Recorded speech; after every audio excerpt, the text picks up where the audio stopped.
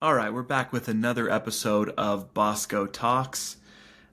This is another solo episode, and I'm going to be kind of diving into the coaching tree of Coach Edwards and some of the legendary coaches that have come because of him. And so we'll get into that. First, I want to talk about a play from the ECU game that I really liked. BYU has done a really good job. We'll see how they do against Colorado. Um, this episode will come out after that game, so we will know. But let's get into it with the first play. So I'm going to be showing for those of you that are watching on YouTube.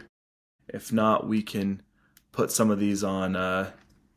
You'll be able to understand from what I'm saying. So in this lineup, we had, I don't remember who the receivers were, but the tight end was Carson Ryan. Of course, we had Bear and LJ offensive line and the three receivers. So throughout the whole game, BYU's offense does a really good job of the read option. Bear has been really smart, understanding the defenses, what they're giving him. Obviously, not every play is a 50-yard play, but he's done a really good job of RPOs, which is a read pass option, whether to hand it off to LJ, whether to take it himself, or whether to throw it. Now, these are pretty difficult as a quarterback because your linemen will be blocking for a few seconds and then they will take off because if the ball's handed off, they need to be blocking downfield. So a lot of times here, LJ will come across here, a fake handoff. And on this particular one, LJ came out to the flat. This receiver, went out for a pass. Carson Ryan stunt blocks, acts like he's going to block, sneaks out the back. Both of the receivers are coming across the other way, and the line starts blocking. Now, on a play like this, it probably was designed to throw it, so the offensive line's not going to go downfield or else they'll get a penalty. But what I love about it is that Carson Ryan's done such a good job with blocking that they try to shed that block, go get LJ, cover LJ, get Bear. He sneaks out the back, and Bear had a nice little touchdown pass to Carson Ryan. So, really good offensive scheme from BYU against ECU. Kind of picked up the second half. First half was a little slow, and obviously the defense really carried that game. Evan Johnson was incredible. So it'll be fun to see how they do against Colorado. Check on me because I'm actually driving down Saturday morning, going to the game, watching the game. It's at 8:15 p.m. We'll get there late. We'll get there before the game starts, but and then staying the night and driving back home Sunday. So check on me on Monday when this episode comes out. Make sure I'm doing all right. No, I'm just playing. But let's talk a little bit about some of the head coaches that came under Coach Edwards. Now, I'm sure that I'll miss some. I won't know all the details on all of them, but I'll try to give a little bit on each coach. Some of them I know better than others, of course. So let's start with some NFL head coaches that were really good head coaches. Brian Billick played tight end at BYU from 74 to 77, was a graduate assistant in 78, and then coached at some other colleges before becoming the head coach of the Ravens. He was 1999 to 2007. San Diego State, Utah State, Stanford, Minnesota were a few that he coached at. He did win a Super Bowl with the Ravens in 2001 and was known for strong offensive schemes. I think most of the coaches under Coach Edwards were that way. There's a lot of great defensive coaches too, but Coach Edwards kind of pushed forward that downfield offense, the long throws, and so a lot of these brought really strong offensive schemes to the NFL.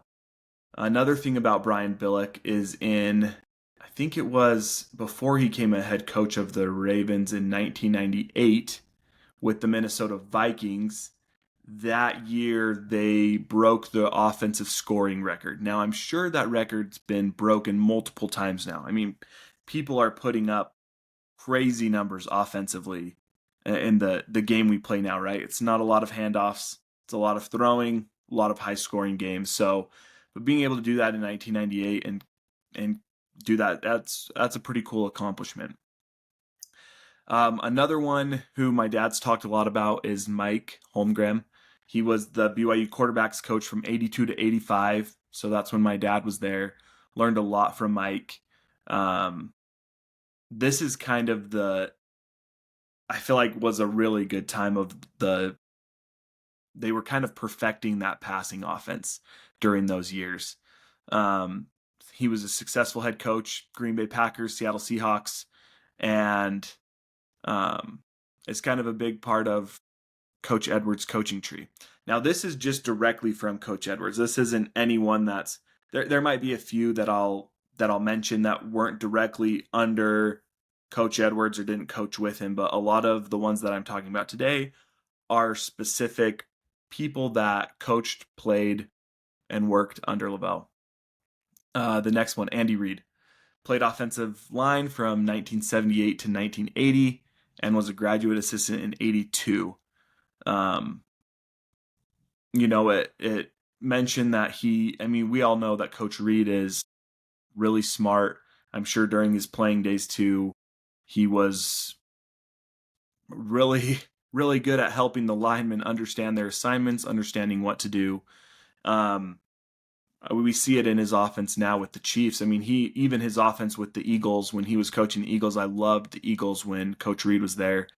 I'm pretty sure that's when they had some of the Michael Vick years, the Donovan McNabb, Terrell Owens.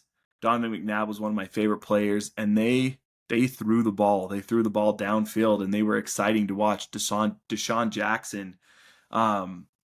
Those were some really fun Eagles teams to watch, and now you have the Chiefs who, there's a lot of people that don't like them. Part of that is people don't like the best teams, right? The Patriots went through it when they had Tom Brady. The Chiefs are going through that now with Mahomes. When you're really good, there's a lot of people that want to see you fail, but there's a lot of excitement too. Their offense hasn't been stellar the last 2 years. They have, a couple years ago, they're still pretty efficient. It's kind of crazy to say that they had an off year last year offensively and they still made it to the Super Bowl. But Andy's one of the winningest coaches in the NFL. It's been awesome to see him win some Super Bowls with the Chiefs. He got close with the Eagles. I don't think that they ever won. I'm pretty sure they never won one. And so it's been fun to watch him kind of get over that hump and win with the Chiefs. Okay, here's some college head coaches. They were also probably assistants at times, right? Norm Chow is another one that my dad talks about often. One thing that we have talked about in the Coach Edwards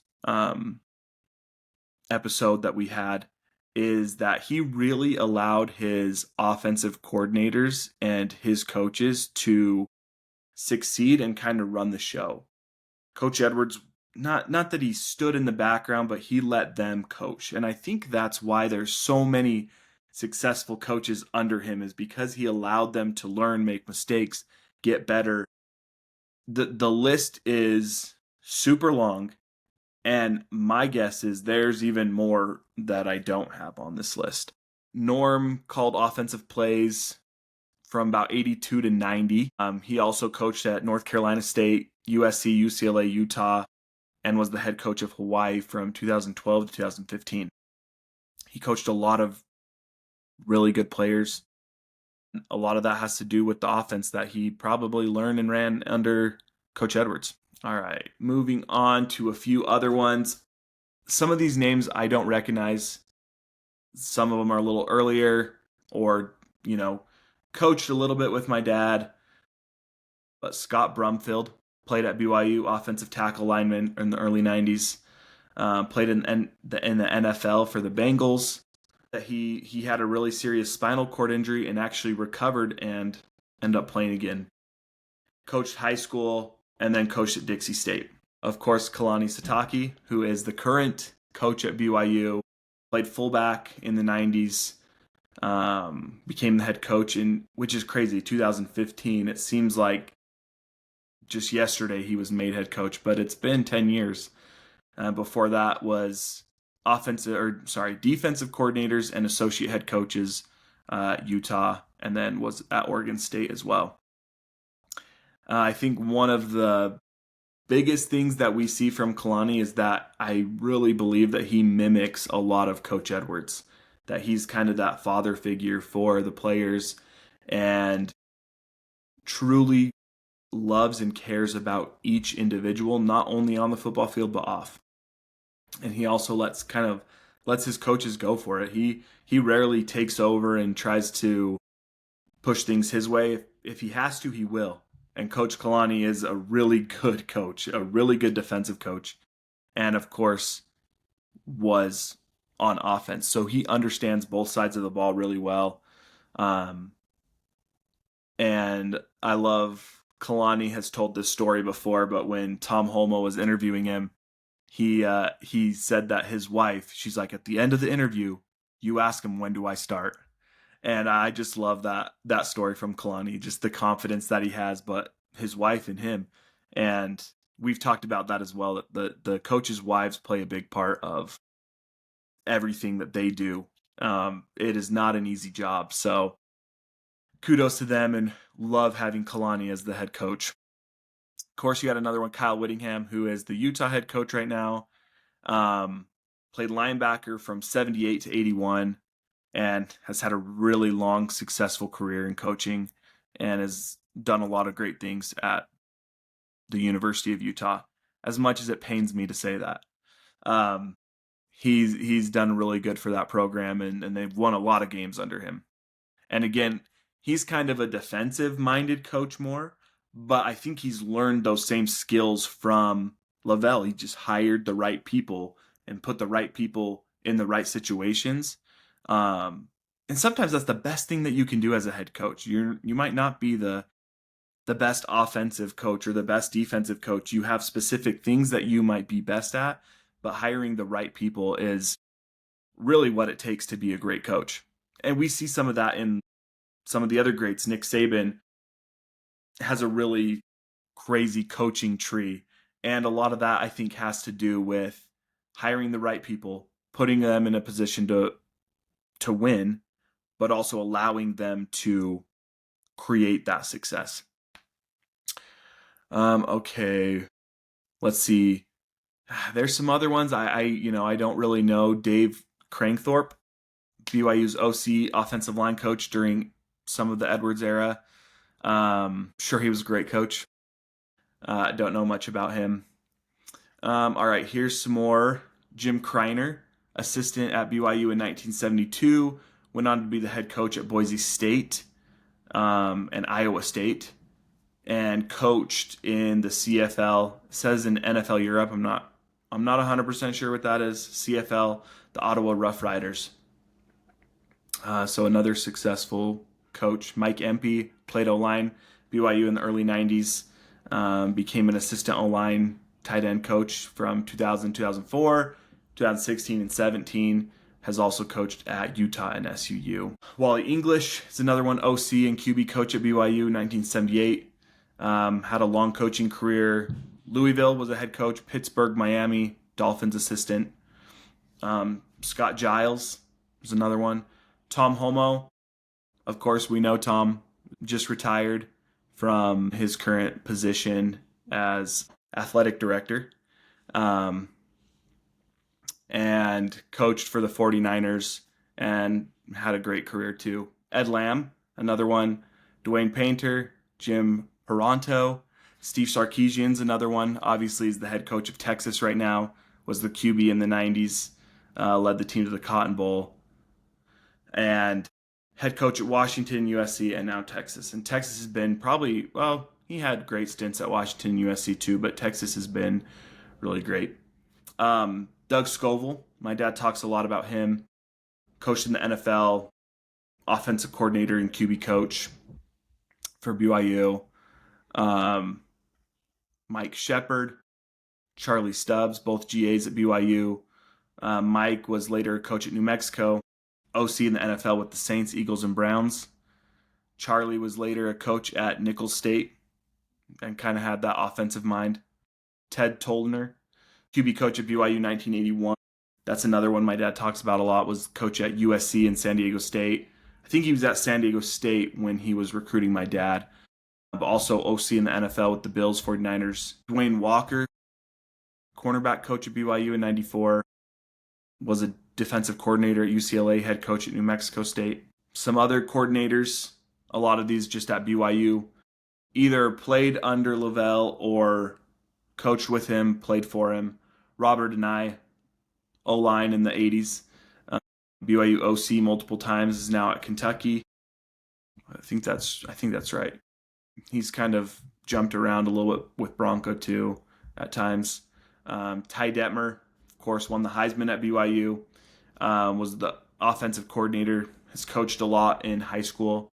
Brandon Doman was the QB in the late 90s, offensive coordinator from 2011 2013. Justin Enna, coached at Utah State, UNLV, and he was a linebacker in the late 90s. I think he was at BYU for a while, if not currently. I could be wrong on that. Brian Mitchell was a DB at BYU in the late 80s. Coached the DBs at BYU, East Carolina, and Virginia.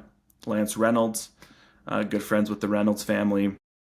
Played O-line at BYU in the 70s and was assistant for a really long time, up until I think 2012. And then Aaron Roderick, of course, was a receiver at BYU, is now offensive coordinator. We've got some other ones, of course. My dad was a GA at BYU right after he was at Idaho State, and then coached QBs. Was offensive. I don't know exactly what years I think he called plays though for some of the years, but coached with Lavelle for a little bit, and then was with some other coaches. Ben Cahoon, Gennaro Guilford, sorry. He's the DB coach now for BYU. Steve Kafusi, long line of Kafusis. He was a defensive line coach. Reno Mahe, obviously receiver. Eagles running back, was a BYU running back coach for a little bit. Chris Pella, Tom Ramage is another name that I think a lot of people remember. My dad talks about him a lot. Was the defensive line special teams coach, 73 to 2001. Dennis Simmons is the wide receiver coach at USC and started at BYU. And then some influence that weren't necessarily influenced directly from Coach Edwards, but Mike Leach, Hal Mume. I don't know Hal Mume, but Mike Leach really took the air raid offense and was amazing with it. Washington State, I think he was at Texas Tech too. I could be wrong there. But there was a lot of great coaches under Lavelle. And not only did they learn how to be great coaches, they were, Lavelle really taught people how to be great people. Lavelle's example, I know, has blessed my life a lot, obviously, with my dad, learning a lot from him. And just the way he coached and the way he treated people is something that my dad has done throughout his life. And it's been really interesting. Obviously, growing up, it's kind of normal. My dad's Dallin Bosco, of course, right? But, he'd be walking ahead of us, and all six of the kids would kind of just be following behind, and you'd see people like, oh, is that Robbie? Like whispering about it. And you're just like, what is going on? But it was always special to see my dad, how he treated people.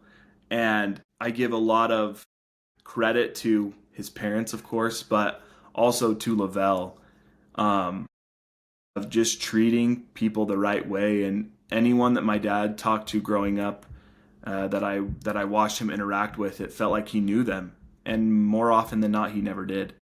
And so it's something that I've tried to emulate in my life too, of just treating people that way. And so I give a lot of credit to Coach Edwards and the impact that he had on my dad's life. So that's all what we have for this episode. Hope you enjoyed learning a little bit more about the coaching trees and some of the different coaches that have come from Coach Edwards, who obviously is one of my favorite coaches and was the head coach when my dad played. So throw out your favorite coaches on the social media. We'll ask some questions. get some things out there, and we'll see you next time.